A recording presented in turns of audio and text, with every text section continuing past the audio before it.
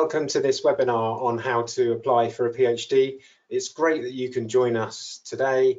Let me introduce myself. I'm Jonathan Lloyd and I work in the Doctoral and Researcher College at the University of Reading.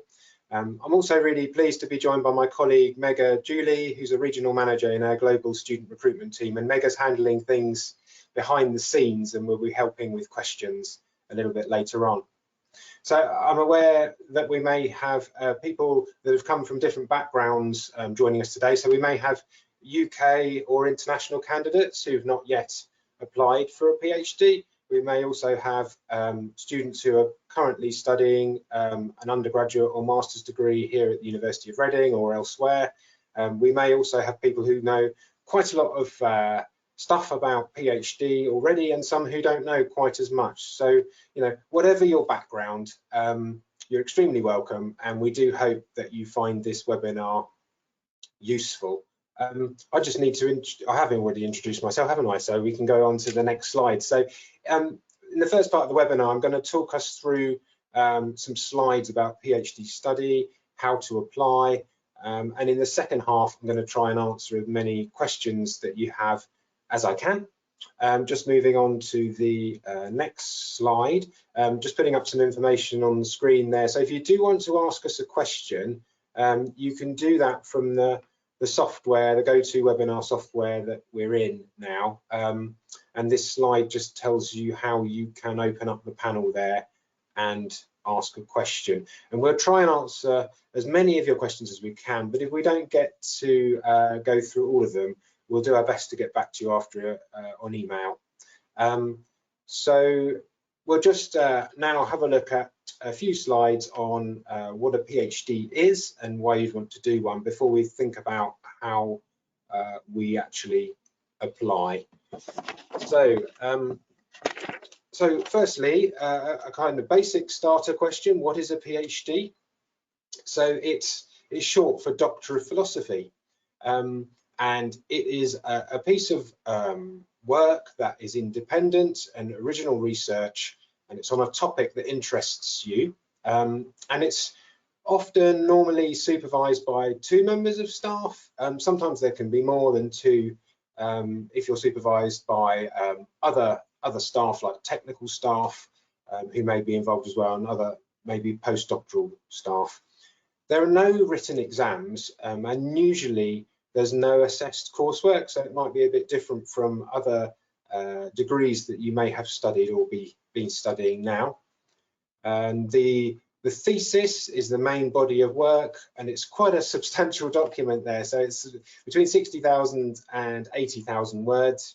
And at the end of your research, you submit that thesis for examination, and it's examined through what we call a viva, which is basically an interview with a couple of experts in the fields in which you've done your research, and they just chat to you for normally a couple of hours or so, just asking you about your work and going through different things from your thesis. The way that you learn is through the supervision from your academic supervisors, but you also learn through subject-specific and also transferable skills training courses that are also part of your PhD. So a full-time PhD, if you're looking to study full-time, takes between 3 and 4 years, and a part-time PhD takes between 5 and 6 years. So I just wanted to show you an example. These are some actual PhD theses submitted to the University of Reading in 2019, as you can see, and you can see they're different. Yes, they're different colours, but they're different sizes and thicknesses, and that just shows you some of the variation there. And yeah, it's an example of a few theses. So next question: how would you benefit from doing a PhD? So there's a number of things that are benefits to doing a PhD. So firstly, you become really very much an expert in your specific area that you've conducted your research, but you also gain a broad range of transferable and personal skills through training courses and just through the experience of going through and working on your PhD. Secondly, employers value a range of skills that a PhD graduate has. So there's so many skills, I can't list them all, but there are skills such as project management, so managing, you know, quite a big project, quite a diverse project, managing information. Often there's a lot of data involved and a lot of aspects to manage as part of the PhD process. You would have skills for writing for different audiences, which is really important, being able to communicate not just with specialists in your subject, but also being able to make it clear what you're talking about to people who have no knowledge of that.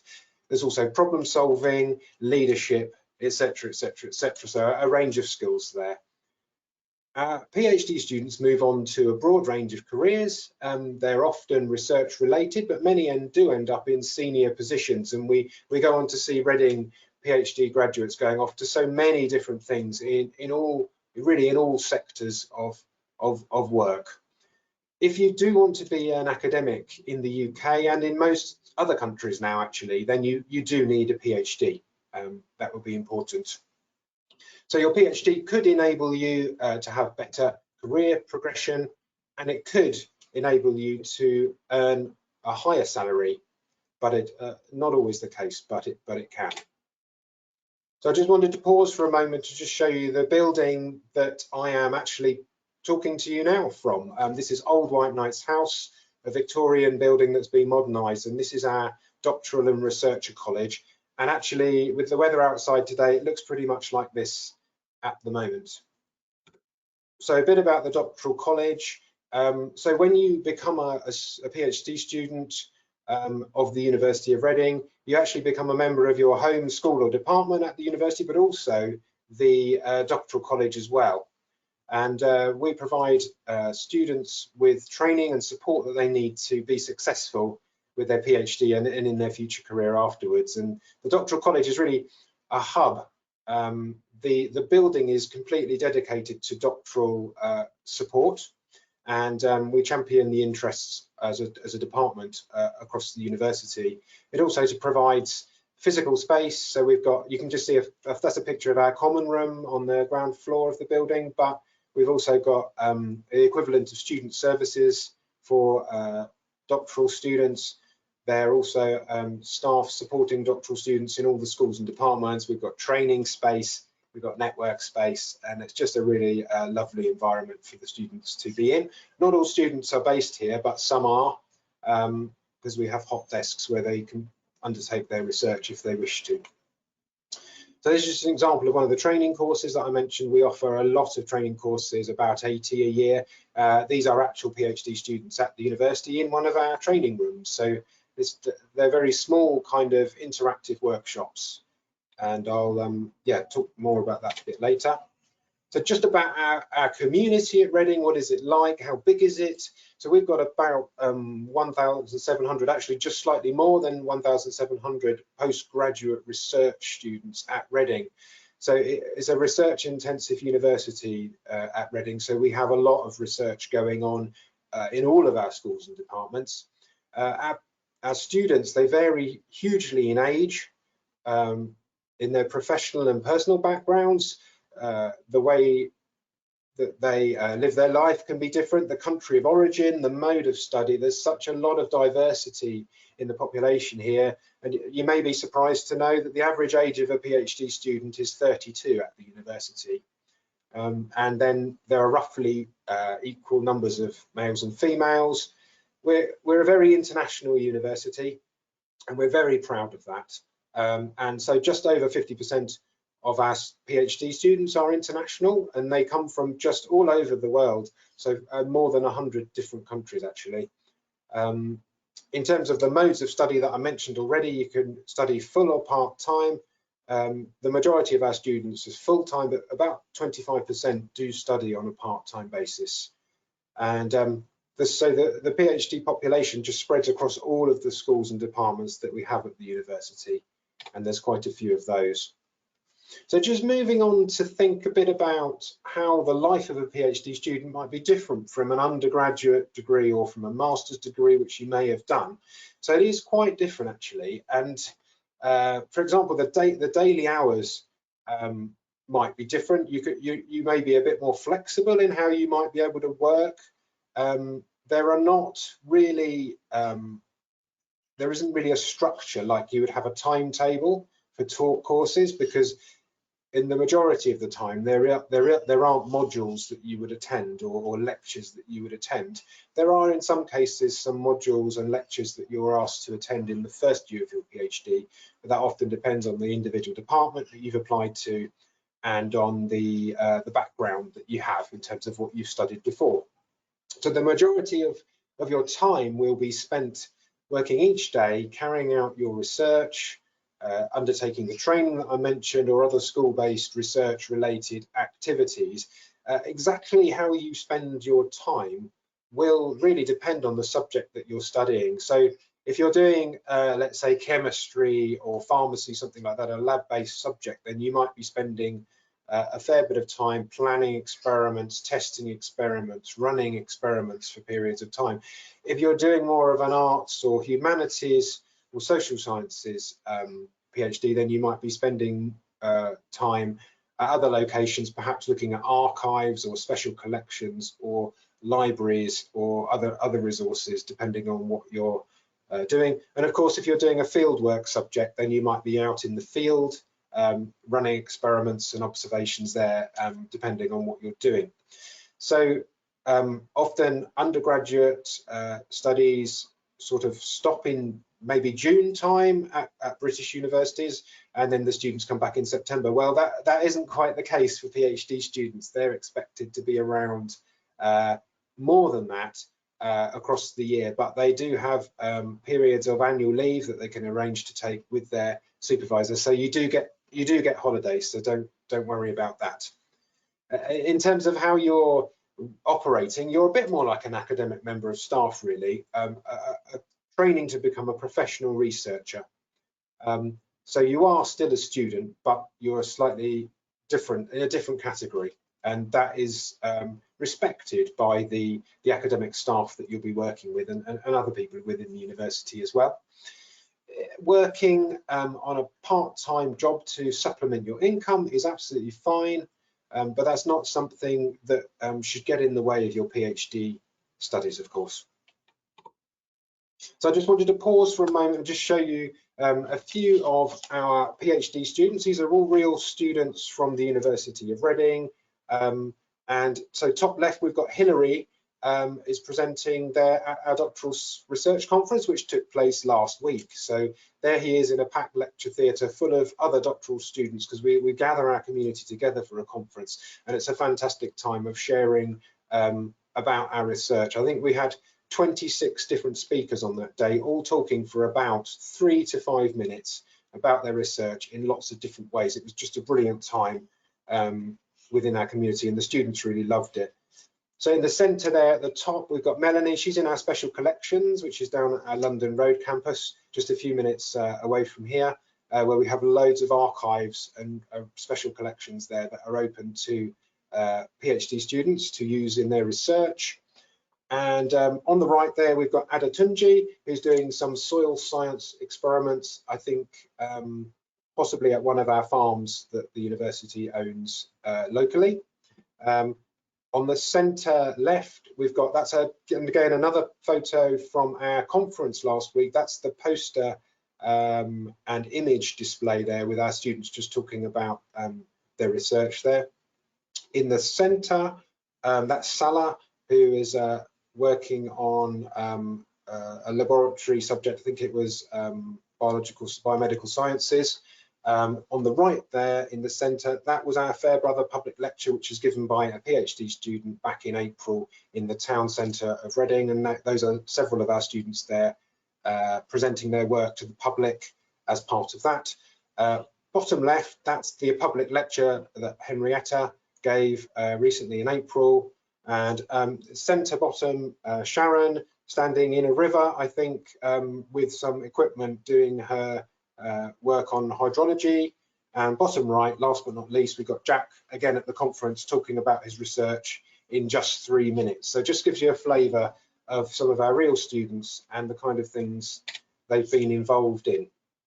So moving on, about entry requirements. So if you're wanting to do a PhD, you will need to have at least a 2-1 bachelor's degree. Now, 2-1, we say that in the UK, we mean an upper second class bachelor's degree. And you may need a master's degree as well. It depends. We've got a bit of a thing where the science disciplines tend to require a 2-1 bachelor's or above, and then you can actually apply to start a PhD directly with that. In the arts and humanities and the social sciences and the business areas, you do normally require a master's degree in a relevant subject in order to be accepted for a PhD. So you also need, in addition to obviously having the right qualification background, you need to have a PhD research proposal, which I will come on to in a moment, or you have to have a specified project, more about that as well. So PhD students, they vary hugely, as you sort of stream from our community, but they've all got a genuine interest. They're strongly motivated. They are determined and committed to completing their PhD. So if you're interested, here are some things you need to think about. So the topic I just mentioned, the school where you would be studying, the supervisors, you need to think about funding, we need to think about the proposal. So just talking about research topics, so you may be applying in response to an advert. We advertise a number of projects. Some of them are funded, some of them are not funded, and they're just there for ideas. So you may be responding to one of those, or you may have seen one of these projects that we list on the doctoral college and find a PhD websites, that sort of thing. But you may also have an idea of research that of your own choosing. So you've got your own idea that what you would like to research on, and that might stem from maybe something you've done in your previous degrees, or a particular course you studied, or just an interest that you've always had. But whatever the case, it's important that the topic can be addressed within the timescale, within reasonable resources, in order to be able to successfully complete, and also an area where we have expertise. It also has to be original research, so you can't repeat something that has already been done for a PhD. Excuse me, I'm just going to have a sip of water. So what about the research proposal? So yeah, unless you've applied for a specific project, which I just mentioned, you would normally be required to submit an outline proposal with your application. And it really is a document that the purpose is to see whether what you are proposing to do is suitable and feasible for PhD study. And it's an area that would also be of interest to the school or department. So in practice, the proposal is often a starting point for the negotiation, and things do develop. And often can take a slightly different direction, but that comes through a dialogue between you and your prospective supervisor. So if you know the area you want to work in, but you can't think of a suitable research question, it can be worth contacting the relevant school or department and just explain your interests, say what you're passionate about. Ask staff there if they have any projects, as many do in some areas, and they may be able to give you suggestions. So what kind of things should a research proposal include? Well, they can be quite long. Good research proposals are generally between 2,000 and 4,000 words in length. However, I would say some of our departments ask for specific lengths and formats, maybe a form, maybe a shortened version of a proposal. So it would be really important for you to check the department web pages that you're applying to. So each of our departments and schools has a PhD area of the website. Have a look there under how to apply, and it will take you through the different steps you need to follow, and it will say there if they are looking for a particular format. If not, then the 2,000 to 4,000 word proposal is probably the best guide for you. So the kind of headings or the sections that a proposal should cover, as a minimum, would be you'd have obviously a title, you'd lay out your research question, the methodology, so how you're going to do it, and the timetable to show that you can fit your proposed research into the time available, whether it be for a part-time PhD or for a full-time PhD. You can also talk about your expected outcomes or predicted outcomes, and also don't forget a list of references at the bottom. That's going to be really important. So yes, the research proposal is the most important aspect of a PhD application. So it is the primary reason why the majority of our PhD applicants don't receive an offer. It's often the proposal that is where an application might fall down. So it's important to be working on it in a thorough and careful way. So a few things to mention. So the quality of the proposal is going to be really important, because the staff looking at it are effectively judging your potential to be a research student at the university. You need to make sure it's original, and show your knowledge of the existing literature in the area, and obviously reference that at the end. Make it a proper question. I would definitely suggest using the resources on our website. So the Doctoral and Researcher College website, which I'll give you the link to later, we have a webinar as part of the How to Apply page there, which it goes through how to write a strong research proposal and provides a lot more information than I can today. So I'd recommend having a look at that. Obviously the fit with the expertise can be helpful as well. So if you've looked at the profiles of staff and you can see that so-and-so, doctor this or professor that has expertise in your proposed area, that's really helpful to try and match that up with your proposal. And yeah, it's important that it's well presented and formatted well. So, you know, don't let yourself down by doing a really good proposal, but making it a bit of a messy document. Make sure you take the care there before you submit it. And it's just important not to use generative AI to write your proposal.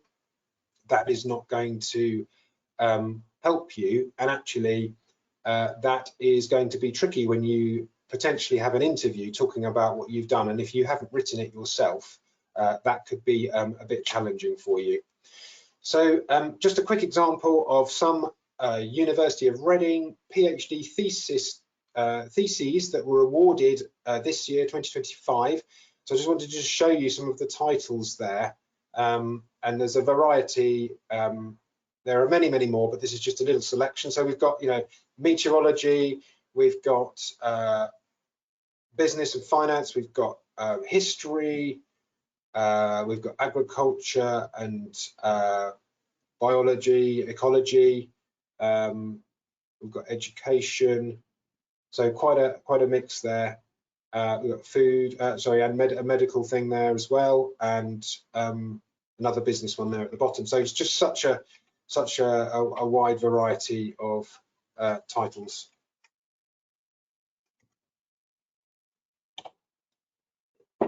So supervisors. So this is a really important relationship. These are real supervisors with their real students. So this is down at the left-hand picture is down at the Museum of English Rural Life, which is owned by the university, and where also the special collections are based next door to there.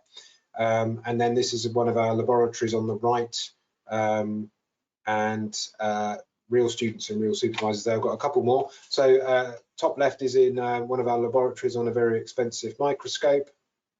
And then at the bottom, Dr. Richard Blakemore on the left and his student Christos on the right there. So there's just some examples of real supervisors and their students.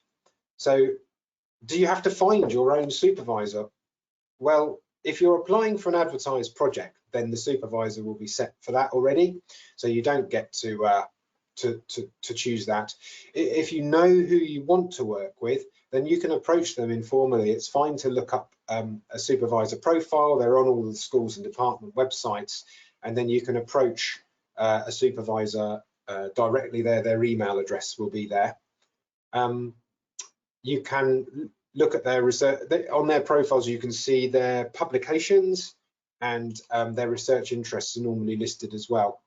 If you're struggling to find a supervisor, but you know the area you want to study in, there is what we call a PGR director in every school or department. They're basically a PhD person with PhD oversight of the department, and they would be able to put you in contact with a supervisor. The names of the PGR directors are listed on the Doctoral and Researcher College website under Meet the Team, so you can see those there.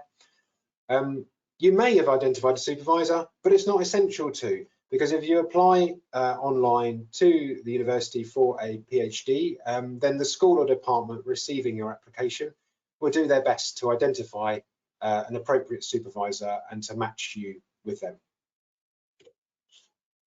So you've applied and you've been asked to do an interview. This is becoming more common now. So normally an interview would take place on Microsoft Teams, tends to be the platform we use, but it might be on another digital platform.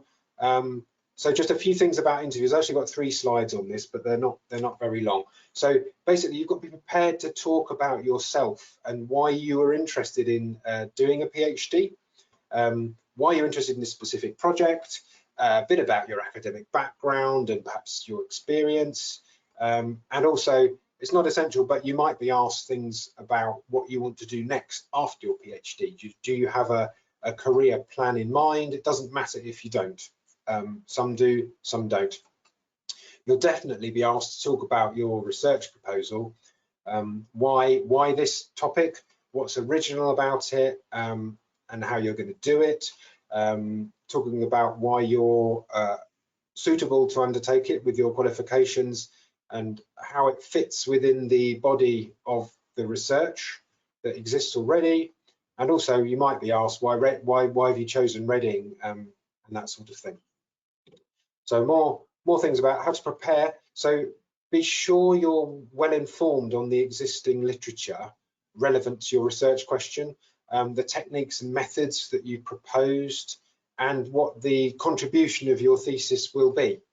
These sort of things may well come up in an interview, so have a think about these things in advance. Also, practice answering questions about your strengths and weaknesses. Don't be too modest about your strengths. It's important to talk about those, but also it can be particularly difficult, can't it, to talk about your weaknesses, but you can talk about how you intend to grow, things you intend to develop and work on. And also, do take confidence from the fact that you've been invited to an interview. So when you're in the interview itself, do be honest and authentic, and allow your enthusiasm and your passion for the project to show. Don't be afraid to talk about areas that need to be developed. And of course, the supervisors realise that this is a training program. You're not expected to already be of PhD standard at the beginning. This is a journey, and you will develop as you go through the process. And also, yeah, it's very much a development opportunity, and they know that. I think this is about showing your potential. Do be open to suggestions from the interviewers about your research as well.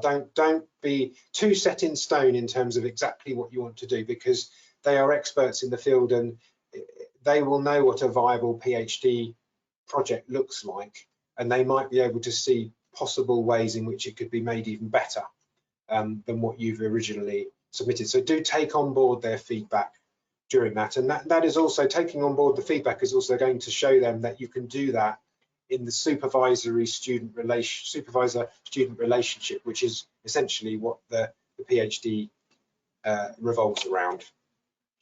So just moving on now to this important area, fees and funding is important for everybody. So I've just put up on the slide here what the fees are. These are per year. So you can see there the UK Republic of Ireland ROI. That's what we call also home students.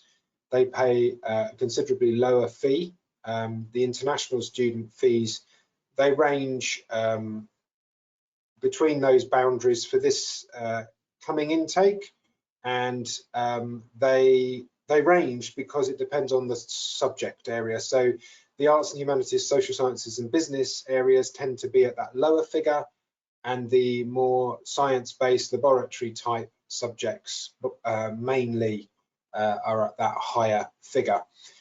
Something to mention here is research expenses. So let's say you're doing something in chemistry and you're using a lot of chemical consumables. They can be expensive. So there will be some projects where there is an additional research expenses fee added on top of the sort of regular tuition fee. So just to mention that only exists in certain subjects. When you were to get your offer of admission, it would cost up any of these research expenses and it will put it on your offer. And that is also something you can come back to us and say, well, could we cut the cost of that by changing the research and that sort of thing. So yeah, it's important just to remember that for certain topics. So some students come to us with their own funding, let's say through an overseas government or an employer, or sometimes from private means. And what we know full well is that many students require financial support. The good thing is that the university does have a large number of studentships and bursaries, and we advertise those on the Doctoral and Researcher College website studentship page. It's a changing picture in terms of the list on that page, so it's worth looking back regularly at that. There is also an alumni discount if you studied at Reading before or you're studying at Reading now. If you apply for a PhD and start a PhD, then there is a 20% discount on your tuition fees in each year of study to be aware of. So the funding that we do have, some of it's funded by the university centrally, some by schools and departments, and some by external organisations. So UKRI is basically the UK government, it's one of their departments. There are charities, there are industry, there are other funders. There is a variety of funding available for international applicants. The majority of the funding, though, is for home candidates. I would mention that, and all of them tend to be very competitive, but it's worth applying for the ones that you are eligible for. The majority of the large studentship competitions are advertised on the Doctoral College website around about October, November each year, but there are other things that are added throughout, and we've still actually got a few that we're still advertising now, which are specifically for home students. We're advertising them now on our website, so don't just check once, do check back. What we call a studentship, which is a package of funding that covers fees and a stipend. The stipend is a maintenance grant. So that maintenance grant is about nearly, well, 20,780 to be precise. It does change. So that would be the amount towards living expenses. So there are other opportunities to earn additional money at Reading. You can be involved in teaching in some departments if you're invited to do that. You can also look for part-time jobs available through what we call Campus Jobs, which is an organisation, a website which actually just advertises all of the different jobs available on campus, lots of part-time jobs there. And if you want to keep up to date with the very latest funding, then it's just a good idea to follow us on social media. Follow the Doctoral College, because we try to post about every single opportunity as it becomes available. So yeah, do follow us if you would like to.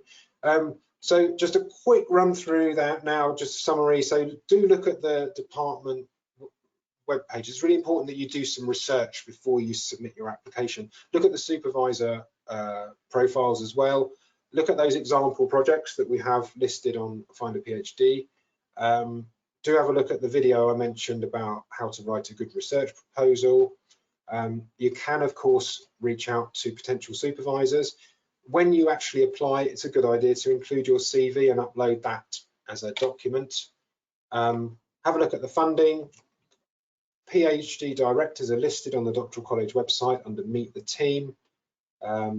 look at the department, how to apply web pages for the department you're applying to before you submit your application, just in case there's any specific information or requirements there that you might need to know about. If you've already got funding, do mention that on your application form, please. There's a space for that. And obvious, I know, but do check the spelling and grammar before you submit your application. So how do you actually apply? Well, we have an online application system. So you apply by filling in the relevant parts of the form on there, and you submit it that way. It's best to apply at least 4 months prior to your intended start date, particularly if you're coming from outside the UK, because there's visa and immigration steps for you to go through. There's sorting out some other things. So I would say 4 months is a minimum. I would apply earlier than that in order just to take the stress out of it and allow everything to be done. You can propose a start date on your application. So we have September, we have January and April. The acceptance for January and April may well be down to the supervisor being willing for you to start at that point, but those do exist. So in fact, all of it is down to the supervisor's approval, but September is the biggest start date that we have. When you apply, you'll get an acknowledgement email, and we'll let you know when you're likely to hear more. Your application goes to the school department, or it may go directly to the supervisor you've mentioned, if you've mentioned that. It can take a while, several weeks, so do keep in contact. And when an offer is made, it may be conditional on the completion of your current degree. And also, if you're an international applicant, there may be an English condition to meet, so such as an IELTS, etc. There are lots of other tests that we accept. Depends on your previous education. So just very quickly before we move on to questions, just a few things. So here are just some reasons why Reading is a good place for a PhD. So yeah, we do a lot of research here, as I say, and it's a very good quality. And we have a high success rate of doctoral awards with nearly all of our students being successful. There's a wide range of academic subjects available, yeah. So if you did want to follow us on social media, you can find the Doctoral College on Facebook, we're on LinkedIn, and we're also on Blue Sky. So we do tend to post regular things about our community, and it's good insight into what goes on here. So if you just go into any of those platforms and search for Doctoral College, University of Reading, you should be able to find us. Okay, so I'm coming to the end of the slides now. We're moving over to questions in a minute. So just before I do that, the Doctoral and Researcher College website, that's the address for it there at the top. And if you do have further questions, or you would like to know where you can find further information, then do send the Doctoral College an email with the information that you're seeking, and then we will get back to it. It'll be me probably that comes back to you and tries to help you with the information that you're looking for. So that was the end of my section of slides. I hope that that was helpful. And now I'm going to ask Mega if she could help with any questions that we might have, and we'll do our best to help with those and to answer as many as we can. Thank you so much, John. So I've also tried to put in the chat box several links while you were talking, so hopefully people will be able to access that. But there's plenty of information on our website. We have received quite a few questions. I'm just gonna try and read it out to you. And just for the knowledge of general audience, if there's any specific information, John's provided an email address there, so do feel free to reach out via that. Okay, one question which is quite common, I've received quite a few around it, whether a recording will be available for this presentation. So yes, we will send out a recording within the next 24 to 48 hours. John, I have a question which is, I think, specific to the Institute of Education and their PhD. So somebody's asking that they have an MBA from an American university. They've got lots of experience, work experience of about 15 years. And they're asking, do we accept students in PhD in education if they do not have a master's in education? Now, I appreciate that might be a specific question, but any guidance, that'll be much appreciated. Yeah, I mean, that's not a specific question I can answer. I think that's probably one for the Institute of Education. I'm just going to open up my website here. Basically, if you go to the Doctoral and Researcher College homepage, and then you go meet the team in the menu there, and then if you hover over that, you will then see Directors of Postgraduate Research Studies.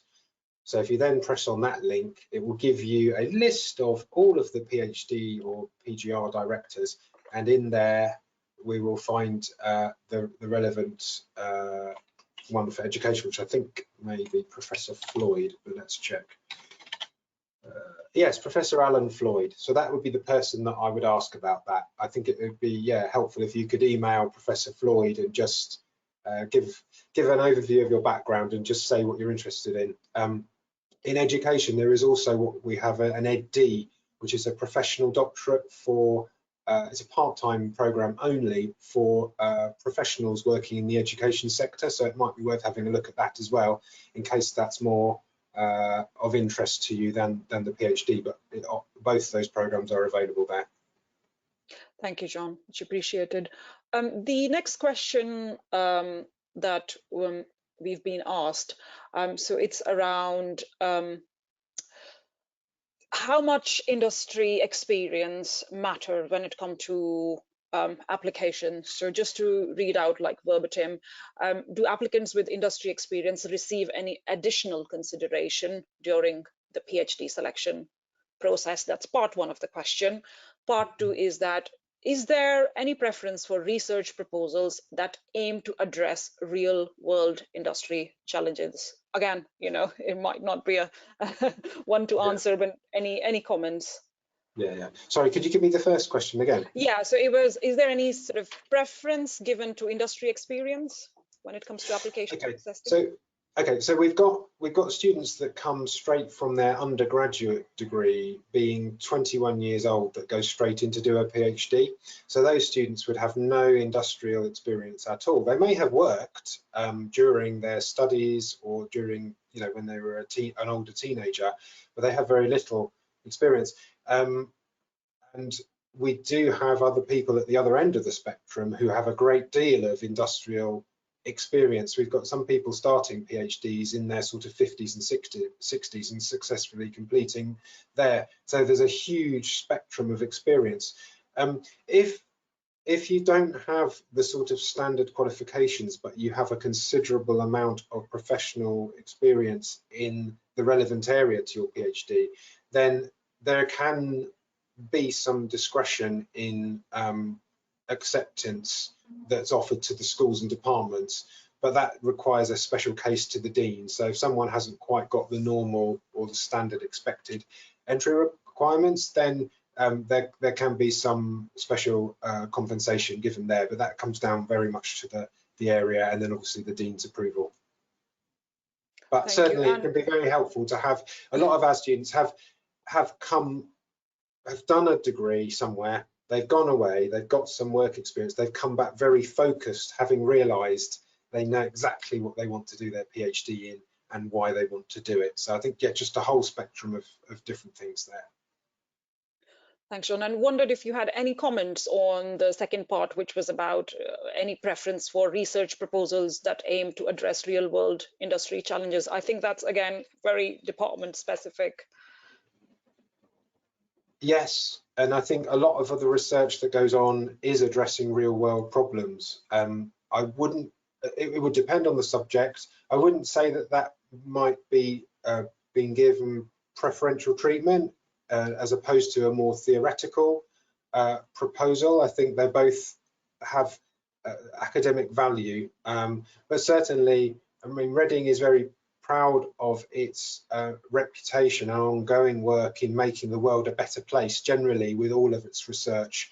And actually, you're making the world a better place through doing the theoretical stuff and pushing the boundaries in all directions. And that's what we're keen to do in all subjects. Thank you. A few questions are around funding, and I know you talked about studentships, and which I have also sort of shared a link of on PhD studentship. Well, a few questions coming around fully funded opportunities. I wondered if you wanted to say a few lines about that.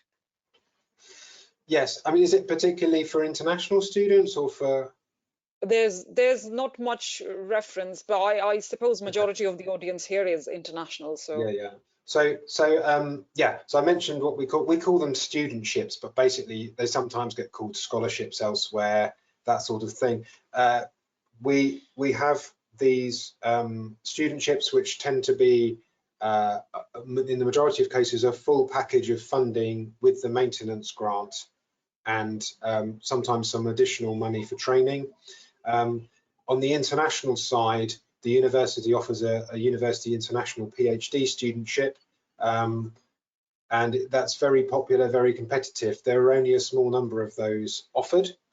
There are also doctoral training partnerships, which we run in a number of different areas. We're part of these partnerships, and they cover actually a lot of different disciplines. But we're in a competition, as it were, with other universities that are part of this partnership.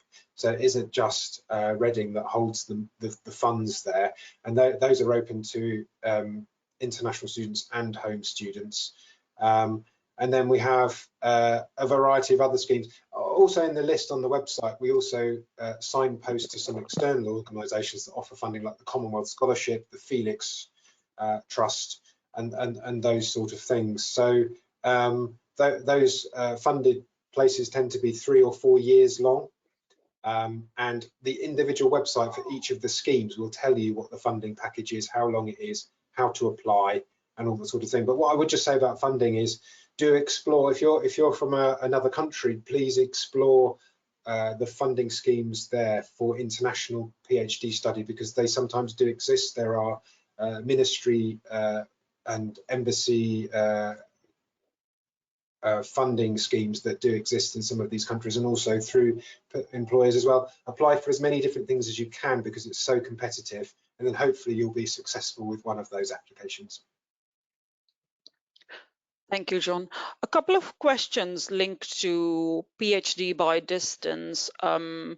How does it work? So, for example, somebody, if they want to stay in their own country, carry out majority of the research here, but only come to Reading for a few weeks, does Reading have a model? So, yeah, PhD by distance. A couple of people have also asked, how does it work? So, would you mind saying a few lines about it?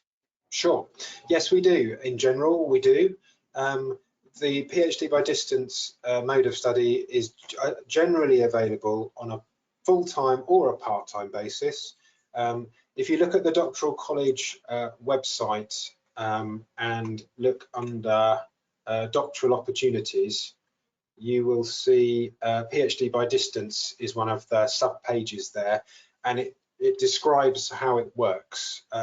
So basically, you're based away from the university. You would have your supervisory meetings like this through a digital video chat. You might come to the university at certain points, but that would be negotiable with your supervisors depending on where you're located and how easy or difficult it is for you to come to the university. You have access to the library, electronic resources in the library, and there are some training courses run by the Doctoral College that you would also have access to.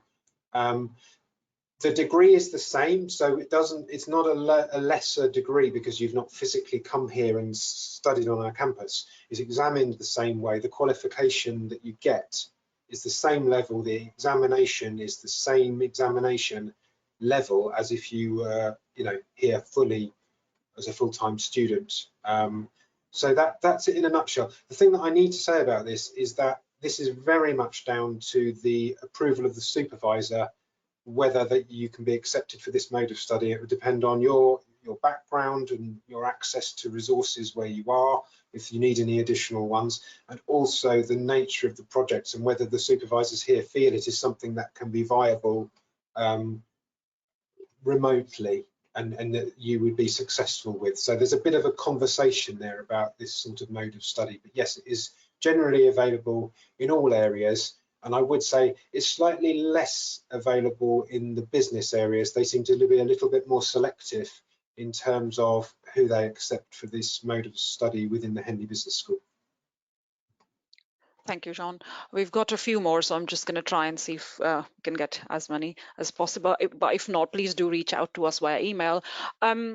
Would you be able to talk a little bit about typical start dates for a PhD, or is it quite flexible? Yeah, so I mentioned we've got start dates in September, in January and April. So September is when the majority of students start, and that tends to sort of sink in well with when a lot of the funding schemes run. And it tends to be towards the end of September that you would start, and then there's a start dates in January and April. These are also available for you to apply for in the application system. And if the supervisor wishes to make you an offer and you say, well, I can't make January, I can't make April, how about May? They may be open to you starting then. So it's not hard and fast that you must start on one of these 3 days. But I think what they have in their mind is about you having the best experience possible as a student. And we run inductions in the doctoral college at the 3 start points. And if you just miss one of those, that would be a shame. And this sort of thing. So, and also there might be, if there are classes that they'd like you to attend, a few of them, they happen at a certain time of year. So yeah, there is some flexibility. And hopefully, you know, if you, let's say, had funding and the funder wanted you to start on this date, hopefully it could all be arranged, subject to the supervisors being happy. Brilliant. John, is there a link on our website where we list all the available projects, or is it basically going to each department's PhD opportunities page and finding that information? Yeah, so okay, so in terms of the projects that I mentioned, these are ideas or suggestions for PhD projects that our supervisors are looking to do. They're mainly in the science areas. There are a few elsewhere.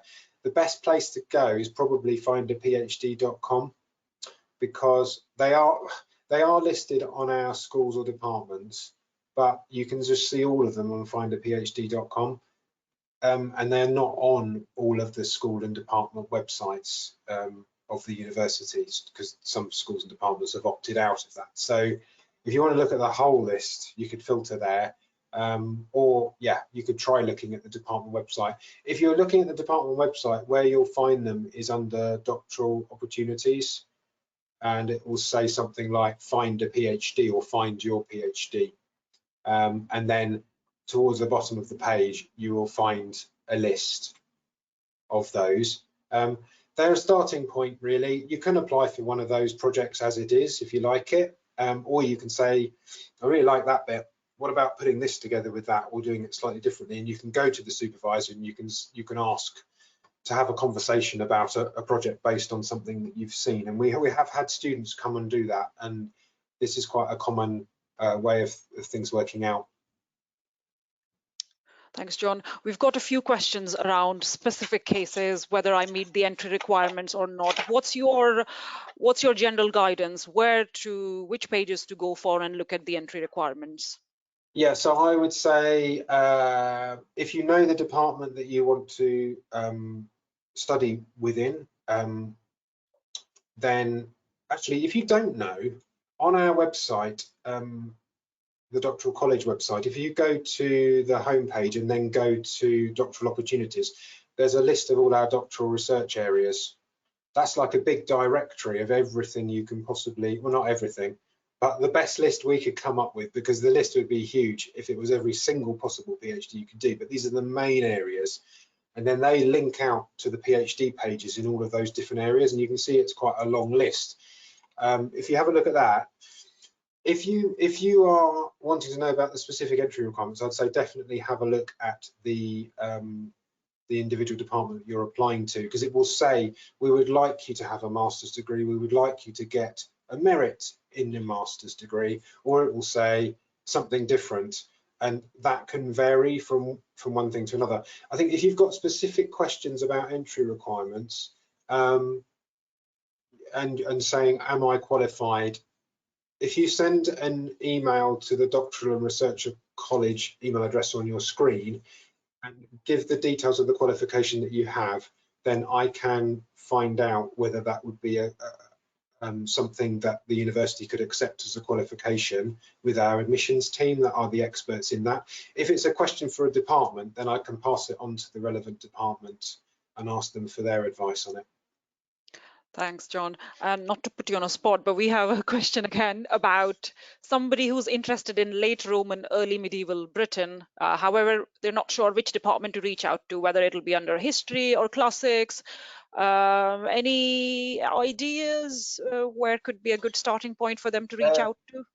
Yeah, I mean, we've got archaeology as well, so you could take your pick, and it depends. I think I would be asking I'd have a look at the website. Have a look at the websites for history, classics, and archaeology.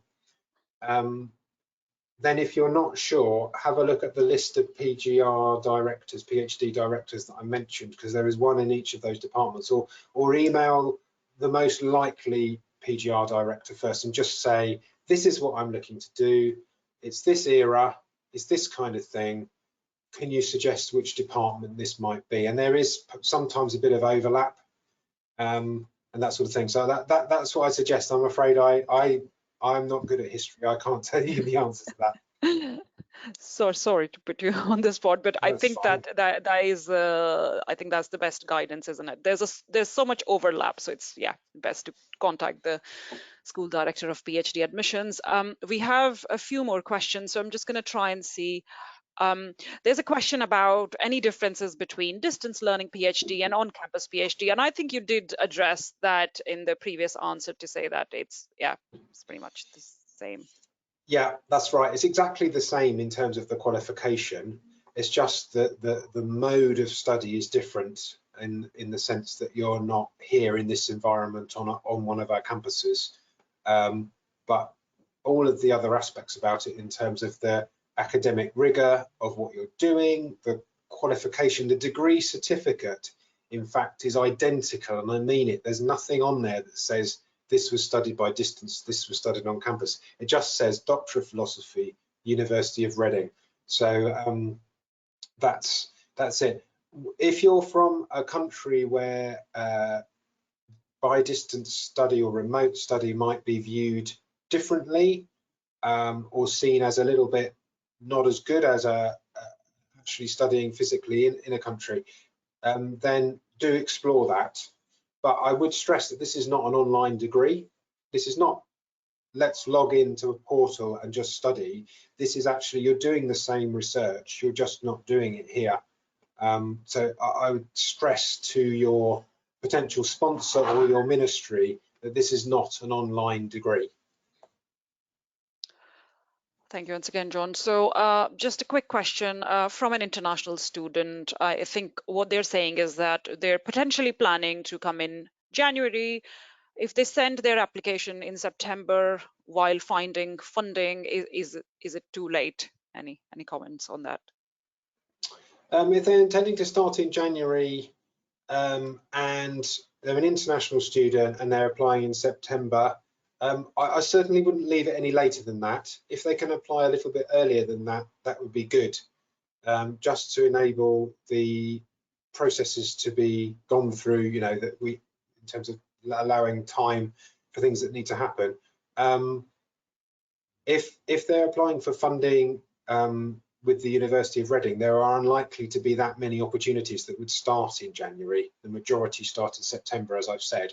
But yeah, I would always say, if you're an international student, do leave as much time as possible before you apply, because sometimes things can get delayed. Particularly, we find that visa applications can be delayed as well, where students have to wait before they're granted their visa, and then they arrive a bit late. And obviously that isn't ideal. So leaving that extra buffer, if you can, would be advantageous.